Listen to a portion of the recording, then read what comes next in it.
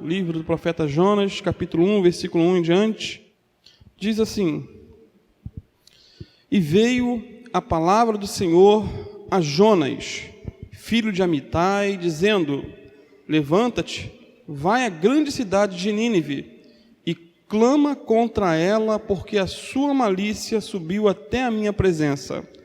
Porém, Jonas se levantou para fugir da presença do Senhor para Tarsis, e, descendo a Jope, chamou um navio, ou achou um navio que ia para Tarsis, pagou, pois, a sua passagem e desceu para dentro dele para ir com eles para Tarsis, para longe da presença do Senhor. Aí foi a primeira aula, falamos sobre o profeta Fujão, né? A sua fuga, a sua descida, ele começa a descer. Versículo 4 foi a última aula, com Jonas no barco, tudo vai mal, que diz assim, versículo 4, Mas o Senhor mandou ao mar um grande vento, e fez-se no mar uma forte tempestade, e o navio estava a ponto de quebrar-se. Então temeram os marinheiros e clamavam cada um ao seu Deus. Cada um ao seu Deus. E lançaram ao mar as cargas que estavam no navio, para o aliviarem do seu peso. Jonas, porém, desceu ao porão do navio, e, tendo-se deitado, dormia um profundo sono. E o mestre do navio chegou-se a ele, e disse-lhe: Que tens, dorminhoco? Levanta-te, clama ao teu Deus. Talvez assim esse Deus se lembre de nós, para que não pereçamos. E diziam cada um ao seu companheiro: Vinde e lancemos sortes para que saibamos por que causa nos sobreveio este mal. E lançaram sortes, e a sorte caiu sobre Jonas. Então lhes disseram: Declara-nos tu agora por causa de quem nos sobreveio este mal. Que ocupação é a tua? De onde vens? Qual é a tua terra? E de que povo és tu? E ele lhes disse: Eu sou hebreu, e temo ao Senhor, o Deus do céu, que fez o mar e a terra seca. Então estes homens se encheram de grande temor, e disseram-lhe: Por que fizestes tu isto? Pois sabiam os homens que fugia da presença do Senhor, porque ele lhe tinha declarado. E disseram-lhe: Que te faremos nós, para que o mar se nos acalme? Porque o mar ia se tornando cada vez mais tempestuoso. E ele lhes disse: Levantai-me e lançai-me ao mar, e o mar se vos aquietará, porque eu sei que por minha causa vos sobreveio esta grande tempestade. Entretanto, os homens remavam para fazer voltar o navio à terra, mas não podiam, porquanto o mar se ia embravecendo cada vez mais contra eles. Então clamaram ao Senhor e disseram: Ó Senhor, Senhor, nós te rogamos que não pereçamos por causa da alma deste homem, e que não ponhais sobre nós o sangue inocente, porque tu, Senhor, fizestes como te aprouve. E levantaram a Jonas e o lançaram ao mar, e cessou o mar da sua fúria. Temeram, pois, estes homens ao Senhor com grande temor, e ofereceram sacrifícios ao Senhor, e fizeram votos. Então, até aqui nós paramos na aula passada. A partir do versículo 17 é a aula de hoje. Preparou, pois, o Senhor um grande peixe, para que tragasse a Jonas. E esteve Jonas 3 dias e 3 noites nas entranhas do peixe. Capítulo 2, versículo 1. E orou Jonas ao Senhor seu Deus das entranhas do peixe, e disse: Na minha angústia clamei ao Senhor, e ele me respondeu. Do ventre da sepultura gritei, e tu ouvistes a minha voz. Porque tu me lançaste no profundo, no coração dos mares, e a corrente das águas me cercou. Todas as tuas ondas e as tuas vagas têm passado por cima de mim. E eu disse: lançado estou de diante dos teus olhos, todavia tornarei a ver o teu santo templo. As águas me cercaram até a alma, o abismo me rodeou, e as águas se enrolaram na minha cabeça. Eu desci até os fundamentos dos montes, a terra me encerrou para sempre com seus ferrolhos, mas tu fizeste subir a minha vida da perdição, ó Senhor meu Deus. Quando desfalecia em mim a minha alma, lembrei-me do Senhor, e entrou a ti a minha oração no teu santo templo.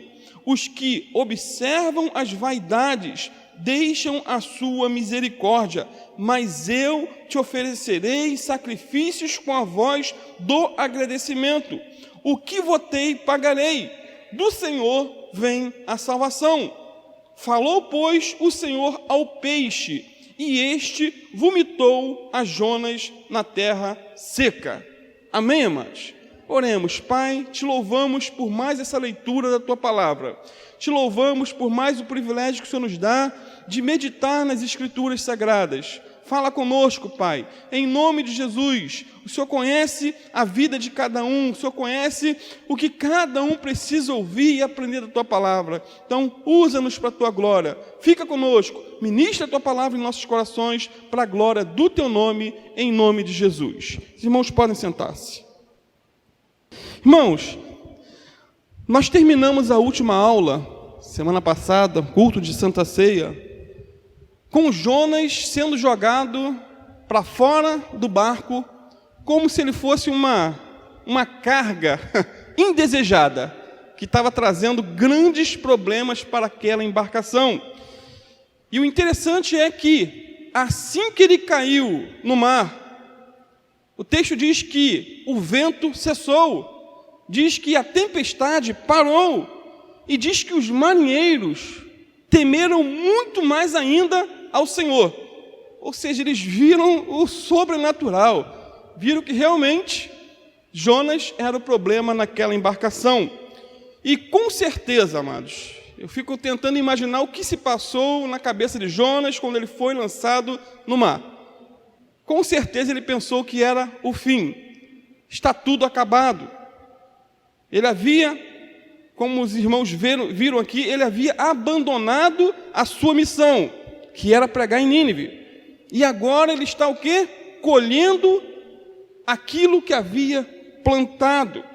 Ele estava colhendo o fruto da sua desobediência. Mas, esse mais interessante, apesar de Jonas ter desistido de Deus, Deus não desistiu de Jonas. E glória a Deus por isso. Glória a Deus por isso. Apesar de Jonas ter abandonado a sua missão, inicialmente, Deus vai dar mais uma oportunidade para esse profeta fujão. Por mais que Jonas estivesse colhendo o que ele havia plantado, Deus iria restaurá-lo. Da mesma maneira, eu posso aplicar isso individualmente. Deus não desiste de você. Deus não desiste de mim. Ele é insistente, né? Perseverante. É claro que temos um inimigo, o diabo, que não desiste de nós. Inclusive, o pastor Alan tem uma mensagem sobre esse tema. O diabo não desiste de você, mas Deus também não desiste de nós. Talvez você esteja hoje, não sei, em meio a um mar de problemas, em meio a um furacão, talvez até no olho do furacão, turbulência. E muitos até reconhecem que o que está passando, as lutas que está encarando, vivendo, a pessoa reconhece que é consequência de seu pecado. A pessoa sabe, eu sou o culpado, faz igual Jonas. Eu sou o culpado, essa tempestade está acontecendo por causa de mim. Ele não apontou para o outro, não acusou ninguém. Talvez, como Jonas, você reconheça, não, é minha culpa. Mas eu quero te dizer que tem jeito. Mesmo que você ache que não tenha jeito para você, que acabou, é o fim, eu já estou no mar pronto para morrer. Mas tem jeito. Porque Deus não desistiu de Jonas e Ele não desiste de nós, apesar de muitas vezes desistirmos dEle. No nosso dia a dia, deixamos de buscar a face do Senhor, deixamos de orar como deveríamos orar, deixamos de ler a palavra como deveríamos orar. E quando deixamos o nosso devocional, começamos a afundar, começamos a naufragar na fé. Então, quando estamos afundando, quando estamos nos afogando literalmente em meio ao mar bravio desse mundo tempestuoso, em meio às lutas, em meio às tribulações, em meio às decepções, frustrações que passamos na vida, quando estamos aí no mar de dívidas e problemas intermináveis, a melhor coisa a fazer, amados, a melhor coisa é pedir socorro a Deus, é pedir socorro àquele que tem poder para nos socorrer. Lembra de Pedro, no mar da Galileia? Que história! Enquanto ele estava olhando para Jesus, andando por cima das águas, né? Ele estava ali andando, porque estava olhando para Jesus. Mas quando ele sentiu um vento forte, quando ele observou para o mar bravio, quando ele atentou para o externo, a Bíblia diz que ele passou a ter medo. E depois que teve medo, ele começou a afundar. No entanto, Pedro fez algo que cada um de nós devemos fazer. Ele orou, ele clamou ao Senhor. Ele disse na sua oração: Senhor, salva-me, Senhor, socorre-me. E a Bíblia diz lá em Mateus 14, que imediatamente Jesus estendeu as mãos para Pedro e o salvou. No caso de Jonas aqui, o Senhor enviou um meio de salvação um tanto incomum. Não foi a mão de Jesus, em certo sentido, mas enviou um peixe para salvar Jonas da morte. Olha no versículo 17, deixa a tua Bíblia aberta. Preparou, pois, o Senhor um grande peixe para que tragasse a Jonas. Que interessante. Esse grande peixe foi o meio que Deus usou para salvar Jonas de morrer afogado. Esse peixe foi, por assim dizer, o bote salva-vidas de Jonas. Mas se por um lado ele estava sendo corrigido em meio àquela desobediência toda, por outro lado, né, ele estava sendo poupado. E assim como o salmista disse lá no Salmo 118, versículo 18, o salmista disse assim: o Senhor me castigou severamente, mas não me entregou à morte. Jonas poderia dizer o mesmo: eu estou sendo castigado, mas eu não fui entregue à morte. O Senhor está me poupando, o Senhor está me socorrendo, e enviou um meio de salvação. Bem, agora Jonas está na barriga do grande peixe, não é isso? Ele fica 3 dias e 3 noites, e depois sai vivo. Que história fantástica, que história fenomenal. Eu não sei quanto a vocês, mas eu creio literalmente nesse fato. Quem é que crê que Jonas realmente ficou no ventre do grande peixe 3 dias e 3 noites? Você crê mesmo? Eu creio. Então, essa é com certeza a parte mais controvertida e, ao mesmo tempo, a parte mais conhecida de toda a Bíblia.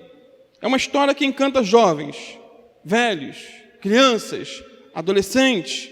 Até porque, amados, quando se fala do livro de Jonas, a maioria esmagadora pensa logo em um peixe engolindo um homem. Não é isso? Falou em Jonas, lembrou do peixe. Falou de Jonas, raramente alguém lembra de Deus, mas lembra de um peixe que engoliu um homem. Um homem na barriga de um peixe. Como se esse peixe fosse o personagem central desse livro, quando na verdade não é. E como eu disse na primeira aula, o peixe ele é não é um personagem central porque ele é citado apenas 4 vezes. 4 vezes em todo o livro. Jonas também não é o personagem central desse livro, não é. Ele é citado 18 vezes. Deus é o centro de tudo nesse livro, sendo citado nada mais, nada menos do que 36 vezes em apenas 4 capítulos. Agora, por que essa parte do livro e da Bíblia é controvertida? Porque muitos se engasgam com o grande peixe que engoliu Jonas. Ou seja, não foi o peixe que ficou engasgado com Jonas, mas muitos teólogos se engasgam com essa história, dizendo que é uma ficção, dizendo que é uma lenda, dizendo que não é real, dizendo que isso é impossível de ter acontecido.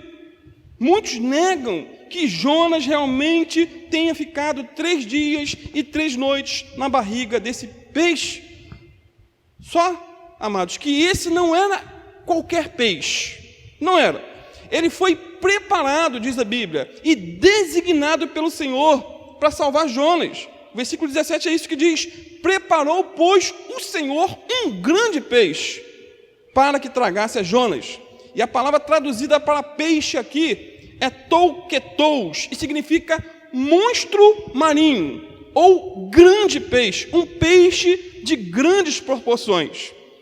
Esse não foi um peixinho, mas um peixe de grandes proporções. Irmãos, não foi uma sardinha que engoliu Jonas. Não foi uma sardinha, imagina, algo louco. Não foi. E essa história, ela foi confirmada pelo próprio Senhor Jesus.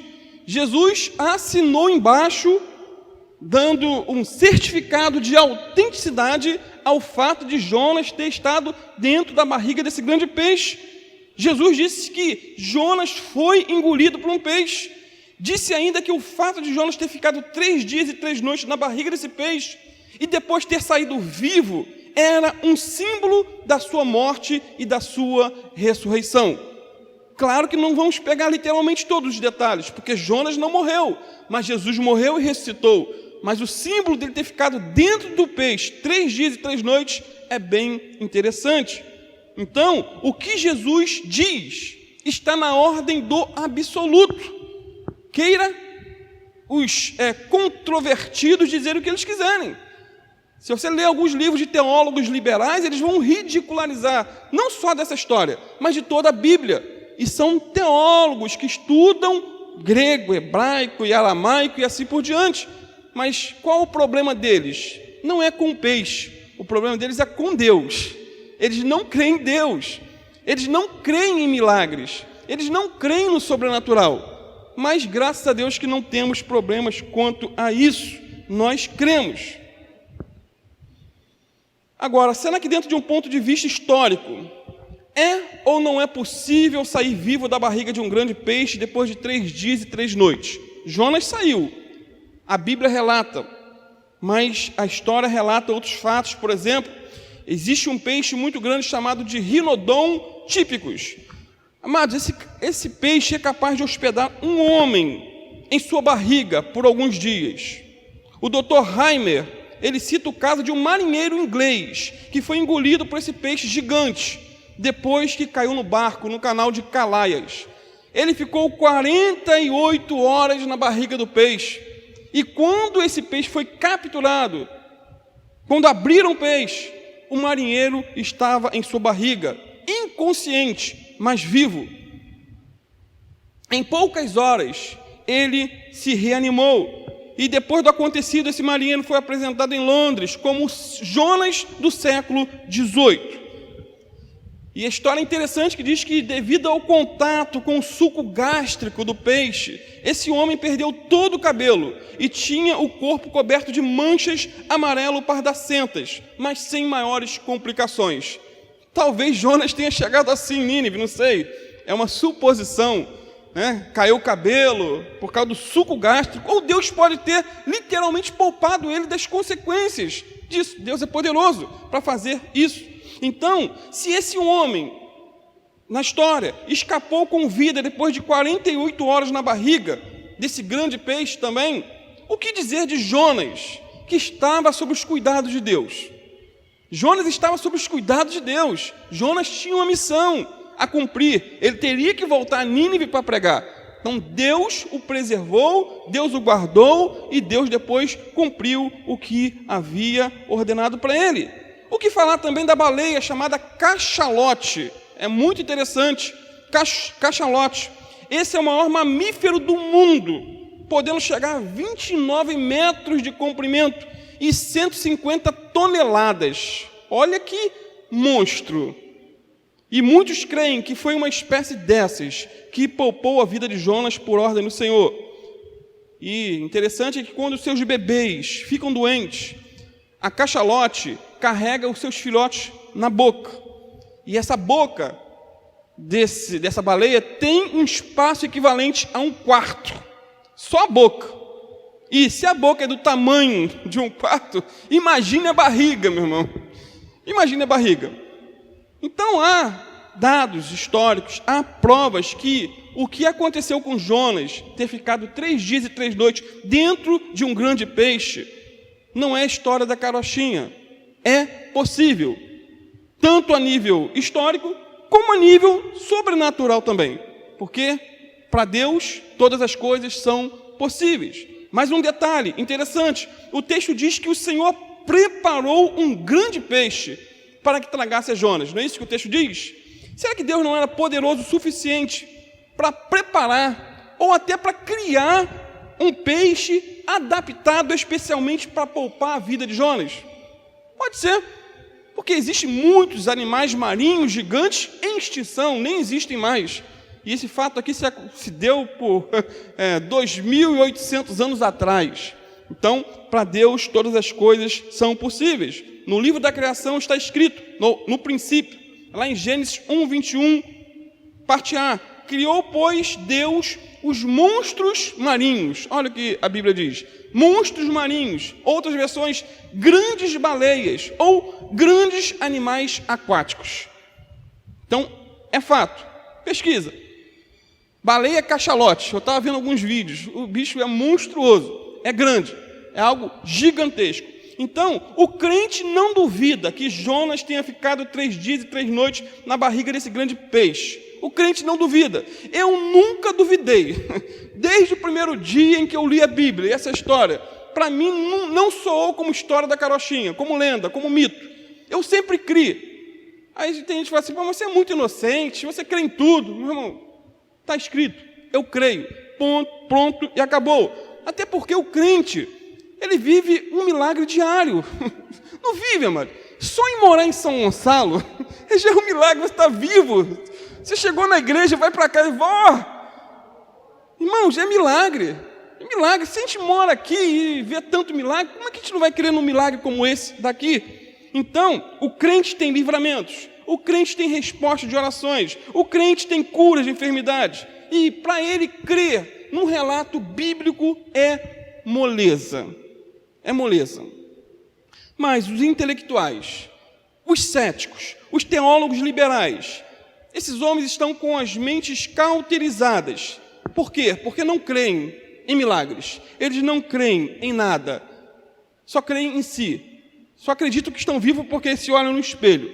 Mas no demais, eles tiram todos os milagres da vida, da Bíblia. Não creem que Jesus ressuscitou. Não creem que o nascimento de Jesus foi de maneira virginal, que Maria era virgem. Não creem. Não creem. Não adianta discutir com pessoas assim. Como diz uma frase de um pastor, só responde a cachorro quem aprendeu a latir. Então, já que a gente não aprendeu a latir, não responde esse tipo de questão. Agora, mais do que ser engolido por um grande peixe, Jonas orou na barriga desse peixe. Isso que é o mais interessante. Mais do que ser engolido, mais do que estar num lugar nada confortável, ele orou. E capítulo 2, versículo 1 diz, olha aí, e orou Jonas ao Senhor, seu Deus, das entranhas do peixe. Uma oração inusitada, dentro da barriga de um peixe. O interessante, amados, é que no capítulo 1, não vemos sequer uma oração saindo dos lábios de Jonas. Agora, no início do capítulo 2, vemos Jonas orando em um local nada convencional, ou seja, na barriga do peixe. E quando o assunto é oração, não existe, amados, põe isso em mente, não existe um local mais apropriado do que o outro para orar. Você pode orar sentado, você pode estar orando deitado, você pode estar orando de joelhos, você pode orar de olhos fechados, pode orar de olhos abertos, você pode orar no carro, pode orar no ônibus, ou pode orar na igreja, que é bom, mas pode orar como Jonas na barriga do peixe. O importante é orar. O curioso é que Jonas não orou quando fugiu de Tarsis. Lembra? Ele fugiu, mas não orou. Ele não orou quando a tempestade assolou o navio.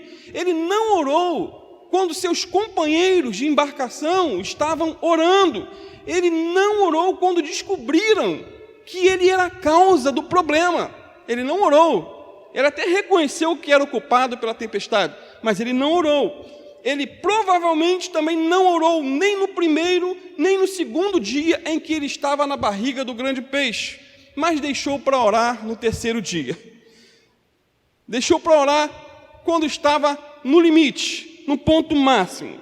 E eu creio, literalmente, que se ele tivesse orado no primeiro dia em que ele estava na boca, ou na barriga do grande peixe, talvez a história dele teria sido outra. Talvez ele não precisaria ficar nesse lugar nada confortável por tanto tempo. Então, Jonas é um tipo do crente que só ora quando o problema está no limite. Que só ora quando a situação está um caos. Que só ora quando a corda está no pescoço. Quando a situação aperta.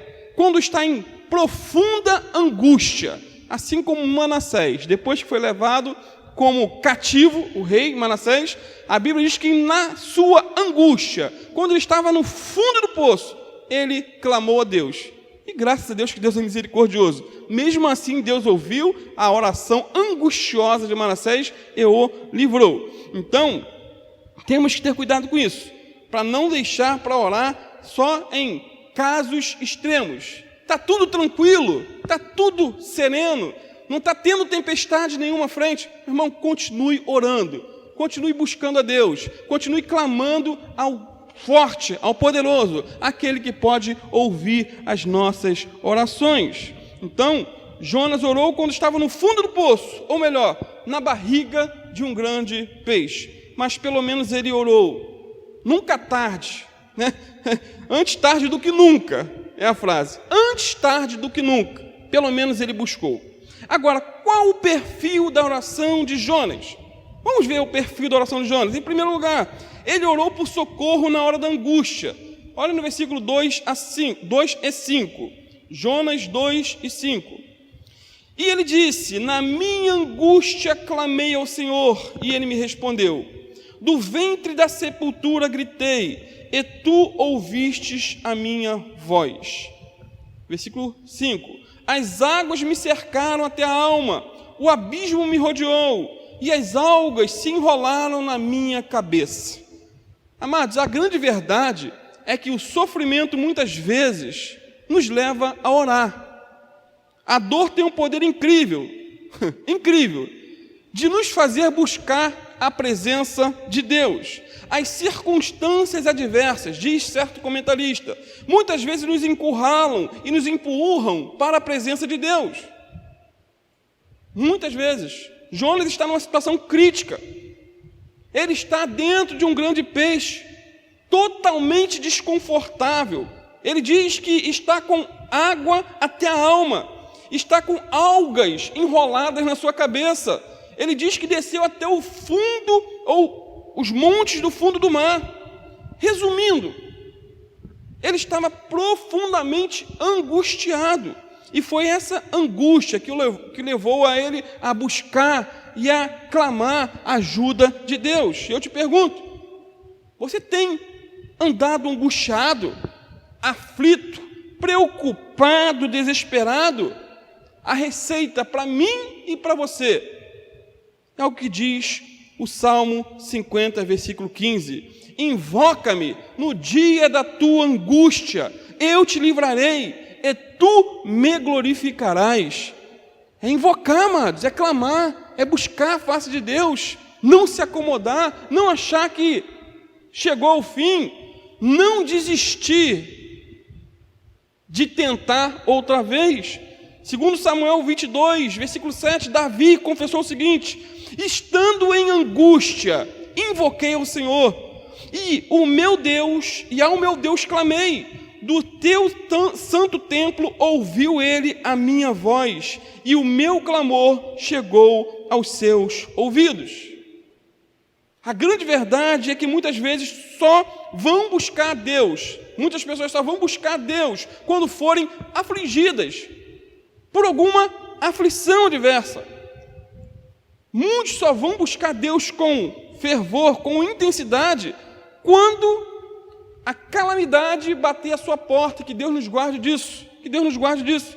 Tem um ditado popular que diz: quem não vem pelo amor, vem pela dor. Esse ditado não é 100% bíblico, mas é uma realidade em muitos casos. Muitos só vão a Deus através da dor, através do sofrimento, assim como Jó, quando estava em angústia. Lembra da mulher hemorrágica? Essa mulher sofria por 12 anos. 12 anos de sofrimento, 12 anos sangrando.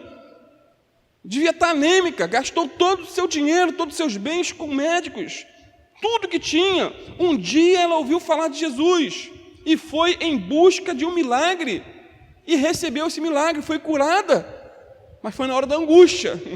Foi na hora da angústia. Lembra de Jairo? Sua filha tinha 12 anos, estava à beira da morte, e nesse momento de grande angústia, ele buscou a Jesus. No momento em que ele pediu a cura da sua filha, Jesus, alguém chegou e disse para ele: olha, não tem mais jeito, sua filha já morreu. Mesmo assim, Jesus disse para ele o seguinte: não temas, crê somente e ela será salva. Amado, Jesus foi à casa de Jairo, ressuscitou a filha de Jairo. Se não fosse aquela angústia pela qual Jairo estava passando, provavelmente ele não teria buscado e nem conhecido a Jesus. Foi através da dor, foi através da angústia que ele buscou a presença de Jesus.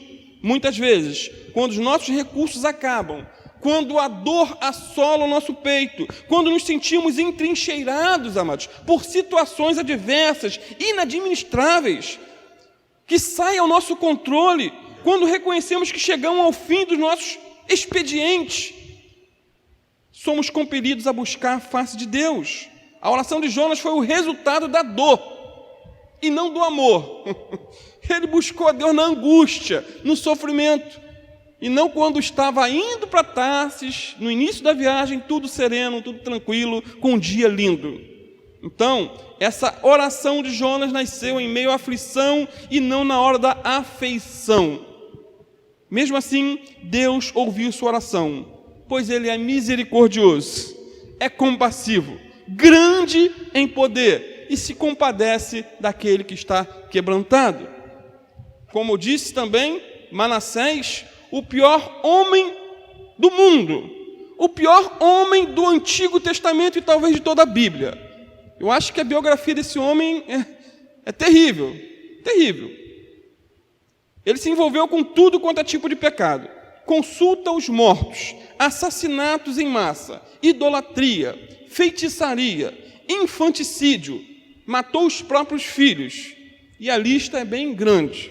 Diante desse quadro, Deus permitiu que a Síria, ou o exército assírio, o capturasse, o levasse com ganchos pelo nariz para outra terra. Ele saiu do palácio, amados, para a prisão. Ele saiu do conforto para a privação. Só que lá em 2 Crônicas 33, versículo 11 a 13, diz assim: assim o Senhor trouxe sobre ele, sobre Manassés, os capitães do exército do rei da Síria, os quais prenderam a Manassés com ganchos e, amarrando-o com cadeias, o levaram para a Babilônia. E ele, olha aí, angustiado, orou deveras ao Senhor seu Deus, e humilhou-se muito perante o Deus de seus pais, e fez-lhe oração, e Deus se aplacou para com ele, e ouviu a sua súplica, e tornou a trazê-lo a Jerusalém, ao seu reino.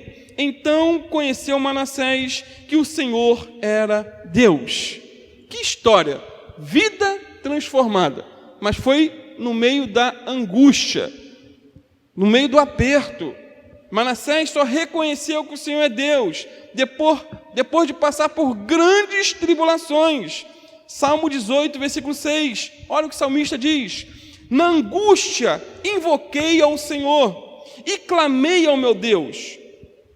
Desde o seu templo ouviu a minha voz, aos seus ouvidos chegou o meu clamor perante a sua face. Então, Deus atende a oração de um aflito. Deus ouviu a oração dos marinheiros quando eles clamavam na hora da tempestade. e os salvou, lembra?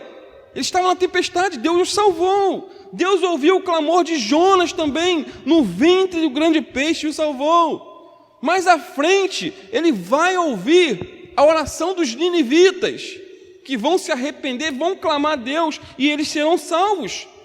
E essa é a mensagem do livro, amados, do livro de Jonas. Deus ouve o coração penitente e contrito, e vem em socorro daquele que busca a Ele com sinceridade. Então, busca a Deus com sinceridade, independente do que você fez no passado. Se arrependa, volte-se para o Senhor, e Ele vai te restaurar em nome de Jesus. É claro que nós não temos que invocar a Deus só na hora da angústia. Não temos que esperar a crise chegar para orar.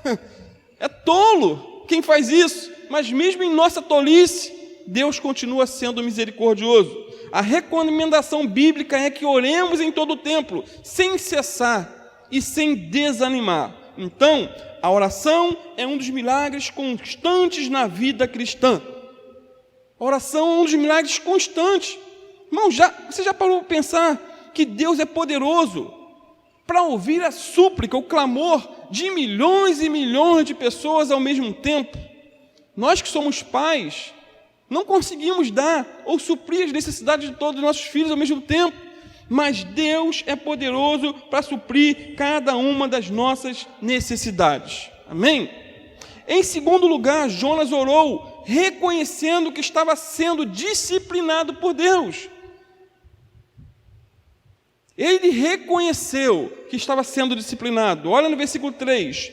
Porque tu me lançastes no profundo, no coração dos mares, e a corrente das águas me cercou. Todas as tuas ondas e as tuas vagas têm passado por cima de mim. Amados, não foram os marinheiros que jogaram Jonas no mar, mas o próprio Deus. Jonas reconheceu esse fato dizendo: tu me lançaste no profundo, e as correntes das águas me cercou. Ele reconheceu que estava sendo disciplinado por Deus. Deus simplesmente usou as mãos dos marinheiros para jogar Jonas no mar. E é bom ser corrigido por Deus. Hebreus 12, versículo 6 a 8 diz que o Senhor corrige a quem Ele ama e açoita a qualquer que recebe por filho. Se suportais a correção, Deus vos trata como filhos, porque que filho há a quem o pai não corrija? Mas se estáis sem disciplina, do qual todos são feitos participantes, sois então bastardos e não filhos. Então, quando você erra e não se arrepende, e é disciplinado, e sabe que está passando na moenda, porque reconhece que estava no erro, então, porque é filho, você está sendo açoitado por Deus, corrigido por Ele. O fato de Deus ter disciplinado Jonas é prova de que era verdadeiramente um filho de Deus, pois Deus só corrige a quem ama e só corrige a seus próprios filhos.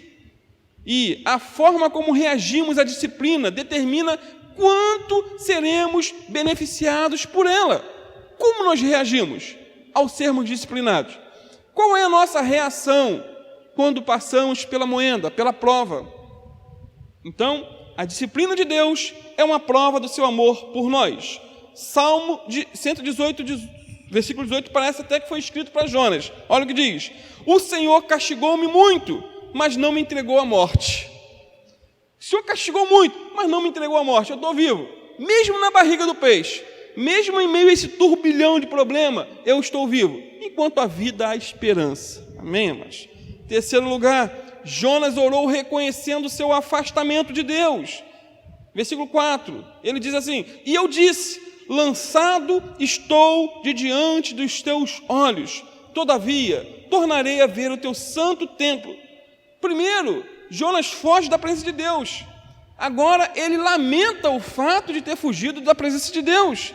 Ele diz que foi expulso da sua presença. Na Bíblia Almeida, século 21, ele diz assim: fui expulso da sua presença. Mas quem foi o agente dessa expulsão? Foi Deus? Não, amados. Foi o próprio Jonas que baniu Deus da sua vida com seu pecado. Ele decidiu não obedecer. Deus falou, vai para Nínive, ele foi para Tarsis.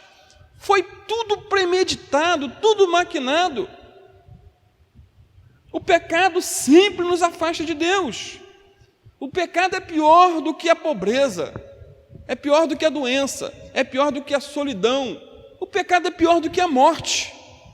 Esses males, embora terríveis, eles não podem nos afastar de Deus, mas o pecado nos afasta da presença de Deus hoje, agora e por toda a eternidade. É possível a pessoa estar doente e em comunhão. É possível ela estar solitária humanamente e mesmo assim buscando a face de Deus. É possível não ter um centavo no bolso, com dívidas, com problemas financeiros e mesmo assim ser fiel. Estar na presença de Deus, mas o pecado nos afasta. Mas a solução do pecado é o arrependimento, é o quebrantamento, é o conserto. Amém? Então Jonas estava simplesmente colhendo o que havia plantado. Ele plantou desobediência, colheu afastamento de Deus. Ele plantou fuga e colheu angústia. Então, a presença de Deus em nossa vida deve ser desejada, deve ser querida, deve ser buscada. O que atrai a presença de Deus em nossa vida? Obediência, amados. Arrependimento, quebrantamento, humilhação, lágrimas, confissão. É simples assim. Quando Jonas declarou, afastado estou da tua presença, todavia, tornarei a olhar para o seu santo templo. Quando ele falou isso, indica o quê? Arrependimento e propósito sincero de voltar a adorar a Deus de todo o coração. Olha no versículo 4. Ele menciona seu desejo de ver ou voltar a ver o templo. Era um desejo que ele tinha. Tornarei a ver o teu santo templo. Por que ele queria ver o templo, amados? Porque o templo foi um lugar escolhido por Deus para manifestar a sua glória. Deus escolheu o templo para isso. Quando o rei Salomão consagrou o templo em Jerusalém, ele pediu a Deus por seu favor especial, por sua presença manifesta naquele local. 1 Reis 8, versículo 38 a 40 diz assim: a oração de Salomão, toda oração e súplica que qualquer homem ou todo o teu povo de Israel fizer, reconhecendo cada um a chaga do seu coração e estendendo as mãos para o rumo desta casa, ouve, Senhor, tu dos céus, lugar da tua habitação, perdoa e dá a cada um segundo todos os teus caminhos, já que lhe conheces o coração, porque só tu és conhecedor do coração de todos os filhos dos homens, para que te temam todos os dias que viverem na terra que deste a nossos pais. Então, no templo, Deus se manifestava. No templo, a glória de Deus descia. No templo, os pecadores se achegavam para fazer seus sacrifícios e receber perdão de seus pecados. Hoje nós somos o templo de Deus. A igreja reunida é o templo de Deus. E Deus escolheu esse lugar aqui, amados, em que nós nos reunimos para manifestar a sua glória. Podemos adorar a Deus em casa. Sim, podemos, mas aqui na reunião dos santos, na igreja do Deus vivo, é diferente, não é? Podemos ouvir uma pregação em casa, mas aqui é diferente, especial. Podemos orar em casa e devemos orar em casa, mas quando nos reunimos para orar e interceder uns pelos outros, Deus se manifesta em nosso meio de maneira tremenda. Ouve a nossa oração. Aqui não é a casa de Deus literalmente, mas quando estamos reunidos se torna a casa de Deus. E Deus manifesta seu poder. Quando nós vamos embora, aqui é só tijolo, proteção. Quando nos reunimos é a igreja de Deus. Então não troque esse lugar de culto por um culto online. E a não ser que a pessoa esteja inválida. Não é isso? Às vezes a pessoa está debilitada, não pode ir à igreja, não pode estar com os irmãos. Minha avó, que já morreu há uns anos, ela não podia ir à igreja. Então ela frequentava o Cristo em casa. Ali era a igreja dela, porque ela estava impossibilitada de estar na reunião dos santos. Cada caso é um caso. Então Jonas desejou ver o templo. Hoje muitos desejam ver novelas, em vez de ir cultuar a Deus. Muitos desejam ver um filme de 2 horas, em vez de ir cultuar a Deus. Gastam horas e horas assistindo uma série e não gasta meia hora meditando na palavra de Deus. Muitos preferem ir a um shopping ou assistir a um jogo de futebol do que ir se reunir e adorar a Deus juntamente com os irmãos. Essa é a realidade dos nossos dias. Muitos trocam a reunião por coisas banais, por qualquer coisa. Trocam um momento de estar aqui para ficar em casa, dormindo um pouquinho mais. Para ficar curtindo. Talvez muitos até saíram para ir para uma praia, ir para passear. Cada um dará conta de si a Deus. A gente não tem que julgar ninguém. Mas as nossas atitudes revelam as nossas prioridades. O que temos priorizado? Buscar a face de Deus? Aprender a palavra de Deus? Então, Jonas desejou voltar ao templo. E com certeza Deus concedeu a ele o desejo que ele tinha feito. Ele queria ver o templo. E depois que ele pregou em Nínive, depois daquela rebelião toda, ele com certeza foi ao templo. Em quarto lugar, amados, em oração Jonas reconheceu que a desobediência, ela leva para baixo, mas o arrependimento nos leva para cima. Olha o que ele diz aí no versículo 6, 7 e 8. Acompanhe comigo. Olha o que ele diz. Eu desci até os fundamentos dos montes. A terra encerrou-me para sempre com seus ferrolhos.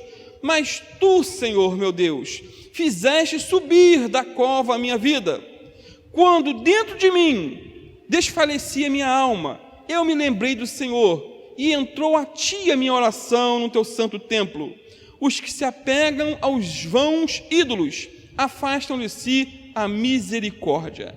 Então, desde o momento em que Jonas decidiu fugir de Deus, sua vida começou a afundar. A queda foi terrível. Como diz o reverendo Hernando Dias Lopes, a trajetória de uma pessoa que foge de Deus é uma descida vertiginosa. Amados, não pode subir aquele que foge do Altíssimo. Não pode subir. A descida de Jonas nesse livro, ela é nítida. Primeiro, olha só, já vimos isso em aulas passadas. Ele desceu a Jope, diz o texto. Depois desceu ao navio. Do navio desceu ao convés. Depois desceu ao mar. E do mar desceu à barriga do peixe. E agora ele declara no versículo 6, desci aos fundamentos dos montes, desci até a terra, cujos ferrolhos se correram sobre mim para sempre. Então Jonas não desceu apenas espiritualmente, mas também geograficamente. Todo aquele que dá as costas para Deus segue somente uma direção, para baixo. Para baixo, é uma descida. Mas aquele que cai em si, aquele que reconhece que errou, aquele que se arrepende de suas iniquidades, ele começa a subir, ou seguir para cima, porque subir para cima é brincadeira, né? Uma redundância. Mas começa a seguir para cima, para Deus, para a santidade. E foi essa a declaração de Jonas, depois de reconhecer seus erros. Ele disse, no versículo 6, mas tu, Senhor meu Deus, fizestes subir da cova a minha vida. Então, quando Jonas não tem mais para onde descer, o Senhor intervém e o leva para cima. Deus continua realizando grandes prodígios, amados. Ele continua levantando o caído e restaurando a alma daquele que se volta para Deus. Se você afundou, se arrependa, busca Deus e Ele vai te levantar de novo. Vai te reerguer para a glória dEle. Corre Ten-Boom, uma sobrevivente dos campos nazistas, após passar várias privações, ela disse que não há poço tão profundo que a misericórdia de Deus não seja mais profunda ainda. Não há abismo tão grande onde a graça de Deus não possa nos alcançar. Quando chegamos ao fim da linha, a mão de Deus se estende para nos resgatar. Quando chegamos ao fim dos nossos recursos, os celeiros de Deus ainda continuam abertos para nós. A extremidade ou a necessidade extrema do homem é apenas mais uma oportunidade de Deus agir. Simples assim. Então a subida de Jonas começou quando ele se lembrou do Senhor. Ele começa a subir quando ele se lembra do Senhor. Olha no versículo 7. Quando dentro de mim desfalecia a minha alma, eu me lembrei do Senhor, e entrou a ti a minha oração no teu santo templo. Então, na hora da angústia, Jonas se lembrou de Deus e de suas promessas. Ele se lembrou que servia um Deus que era misericordioso, um Deus compassivo. Ele se lembrou das misericórdias infinitas de Deus, que é rico em perdoar os que se voltam para Ele em sincero arrependimento. Ele é rico em perdoar, amados. E além de se lembrar das promessas de Deus, Jonas confessou que a idolatria impede a misericórdia de Deus.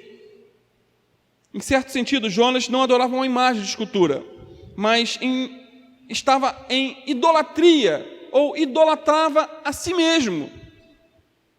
Um ídolo é qualquer coisa que tira de Deus a afeição e a obediência que pertence só a Ele de direito. E um desses ídolos que Jonas nutria em seu coração era o patriotismo idolátrico pela nação de Israel. Ele achava que todos poderiam ser salvos, todos judeus, mas os pagãos não. Isso nós vamos ver mais à frente. Ele achava que a salvação era exclusividade dos judeus e que se os ninivitas fossem salvos, talvez futuramente poderiam destruir a nação de Israel. Então, esse profeta estava tão preocupado com a segurança e a prosperidade da sua nação que se recusou a ser o mensageiro de Deus para os seus inimigos, os assírios. E Deus não tolera a idolatria e não nutre misericórdia por idólatras, a não ser que eles se arrependam. E Jonas se arrependeu. A idolatria é um ato de cegueira intelectual e espiritual, porque Deus é a fonte de todo o bem. Tudo que somos e temos vem das mãos de Deus. A vida, a saúde, o pão, a água, o ar, os bens, a família, a salvação, tudo é dádiva de Deus. E atribuir a essas dádivas divinas a uma outra fonte, além de Deus, é consumada loucura. Aquele que se joelha diante de uma imagem de escultura e diz obrigado por mais esse dia, é louco, amados. Não tem outra expressão. Atribuir a um pedaço de pau, madeira, ferro, o ar que respira, as bênçãos que recebe, o pão de cada dia.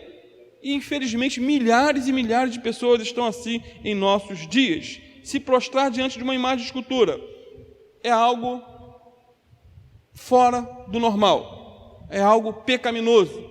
Quem faz isso tem boca, mas não fala, tem olhos, mas não vê. Fica como um ídolo, infelizmente. Em quinto lugar, estou terminando, Jonas ora se reconciliando com Deus, agradecendo e fazendo votos. Olha no versículo 9, ele diz assim: mas eu te oferecerei sacrifícios com a voz de ações de graças. O que votei pagarei, ao Senhor pertence a salvação. E Jonas, nesse versículo, ele expressa sua alegria em se reconciliar com Deus de 4 maneiras. Primeiro, com a voz do agradecimento. Ele tem gratidão pelo perdão que recebeu. Com voz de ações de graças, diz eles. Ele tem aqui, amados, gratidão e não murmuração, ação de graças e não lamento. É o que brota dos lábios de Jonas. Ele descobre que a vida não tem sentido longe de Deus e quer agora andar com Deus e erguer sua voz em cânticos de agradecimento, não de murmuração, não de praguejo. Tem crente que só vive murmurando. Chegar perto dele, você sai até, mas sai pior. Quando as pessoas se distanciam de você, depois de uma conversa, elas saem melhores ou saem piores? Eis a questão. Segundo, com uma oferta de sacrifício. Ele diz: eu te oferecerei sacrifício. Jonas se lembra do templo. Ele recorda como Deus aceitava os sacrifícios e perdoava os pecadores. Ele, amados, que agora, que antes foi um tipo de Cristo em sua experiência no ventre, agora ele recorda os sacrifícios no templo de Israel, que é um tipo dos sacrifícios de Cristo na cruz do Calvário por nós. Terceiro, com pagamento de votos. O que votei, pagarei, diz ele. Jonas não quer mais quebrar sua palavra. Ele não quer mais retroceder. Ele tinha sido chamado por Deus para pregar e quebrou esse voto no passado. Agora está pronto para fazer a vontade de Deus. Nunca é tarde para voltar. Nunca é tarde para se reconciliar com Deus. Nunca é tarde para obedecer novamente ao chamado que Deus te deu. Em quarto, com reconhecimento da salvação divina. Ele diz: ao Senhor pertence a salvação, no versículo 9. Jonas compreende, amados, que a salvação pertence a Deus e não ao homem. E essa é a expressão, ou esse é o tema do livro de Jonas. A salvação pertence ao Senhor. A salvação. Deus pode salvar judeus, pode salvar gentios, Ele pode salvar nossos aliados, Ele pode salvar também nossos inimigos, Ele pode salvar quando pregamos de bom grado, e pode salvar também quando pregamos a contragosto, como foi Jonas, que pregou de muita má vontade lá em Nínive, mais à frente vamos ver, e o povo se converteu. Então, a salvação não é um troféu que conquistamos por méritos, mas pertence a Deus. É um presente imerecido que recebemos pela fé. Pela graça sois salvos por meio da fé. Isso não vem de vós, é dom de Deus. Não vem das obras, para que ninguém se glorie, para que ninguém bata no peito e diga: eu fui salvo porque eu fiz. Meu irmão, se a salvação fosse por obras, Jesus não precisaria ter morrido na cruz. Era só ter deixado uma lista de boas atitudes. Faça isso, faça isso, faça isso, que você vai ser salvo. Mas Jesus morreu na cruz para nos salvar. Salvação não é resultado do que fazemos para Deus, mas do que Deus fez por nós. Salvação não é uma obra humana, mas é graça divina. Por fim, Jonas é vomitado pelo peixe. Eca! Imagina a cena, irmãos. Versículo 10. Falou, pois, o Senhor ao peixe, e o peixe vomitou a Jonas na terra. A natureza toda obedece a Deus, né? Deus fala com o peixe, engole Jonas e vai e obedece. Depois fala, agora vomita ele, o peixe obedece. Então toda a natureza está aí, sendo usada por Deus. Deus fala com o jumento vai e repreende o profeta Balaão. Deus fala com os corvos vão lá, levam pão e carne para o profeta Elias. Por que só um homem não obedece? Porque o homem tem livre-arbítrio, o homem ele não é coagido, a natureza não tem livre-arbítrio, Deus mandou, ele faz.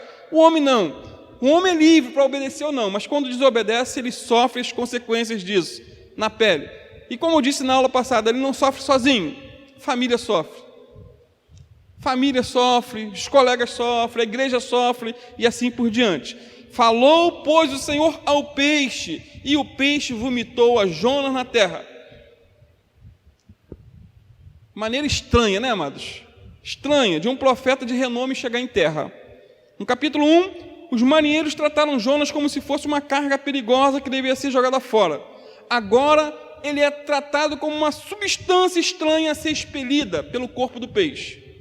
Só vomita quem está passando mal. Tem que jogar algo fora. Né? Dizem que não é nem bom tomar Sonrisal para não botar. O ideal é botar, porque o corpo está jogando fora. E é o que acontece com Jonas. Joga fora porque não presta. Eu fico pensando quem sofreu mais. Se foi o peixe, que estava com um desobediente na sua barriga, imagine que tormento para esse peixe. Ou se foi Jonas que foi jogado por terra. Está agora na terra. Podemos estar certos de que ele foi humilhado. Ele aprendeu a lição. E agora ele está preparado para cumprir a sua missão e de pregar em Nínive. E na próxima aula nós estaremos falando sobre a conversão dos ninivitas, ou melhor, sobre a pregação de Jonas. A conversão dos ninivitas é um pouco mais à frente, mas a pregação de Jonas. Vamos ver que sermão medíocre ele pregou. Mesmo assim, houve uma grande conversão, porque Deus usa, né, a quem quer. E mesmo a pessoa, às vezes, pregando de má vontade, Deus ainda opera para a glória dele. Vamos ficar de pé, amados? Vamos estar orando? Que Deus nos guarde, que Deus nos ajude, que o Senhor venha nos restaurar, nos levantar, Não sei quanto a você, mas já tive momentos de grande desânimo, mas o Senhor sempre tem me levantado. Sempre tem me levantado. Ah, Pai, te louvamos, Senhor, por mais essa aula, te louvamos por essa história, Senhor, tão impactante, por essa oração de Jonas no ventre do grande peixe, Pai. Te louvamos, Senhor, porque aprendemos tantas coisas. Aprendemos a não errar como Jonas errou. Aprendemos também a acertar como ele acertou ao se arrepender, ao buscar a tua face, ao querer o conserto, Pai. Nós vamos ver que mais à frente também ele ainda tropeçou de novo, mas mais uma vez o Senhor teve misericórdia dele. Que o Senhor venha ter misericórdia de nós nessa manhã também, Pai. Em nome de Jesus, que o Senhor venha lavar os nossos corações, restaurar nossas vidas. Ah, Senhor, que o Senhor venha nos levantar, Pai, porque sabemos que a desobediência nos leva para baixo, nos leva para o fundo, nos leva para o poço da angústia, da depressão, da tristeza e de um mar de problemas. Mas cremos também que quando há arrependimento, o Senhor restaura. Às vezes as situações ao redor não mudam, mas nosso coração fica em paz, Senhor. E é o que nós queremos, Pai. Mesmo que as circunstâncias não venham mudar, mas que nosso coração venha estar em paz em meio aos problemas, em meio ao afastamento do filho, em meio ao desvio de um marido que está longe dos teus caminhos, uma esposa. Pai, em nome de Jesus, toma nossa vida em tuas mãos, toma esse dia em tuas mãos, abençoa, Senhor, abençoa-nos. Ah, Pai, que possamos ter momentos, Senhor, em estar aprendendo a Tua palavra, buscando a Tua face, orando, Senhor. Que não venhamos buscar a Tua face somente quando o caos for instalado, não, Pai.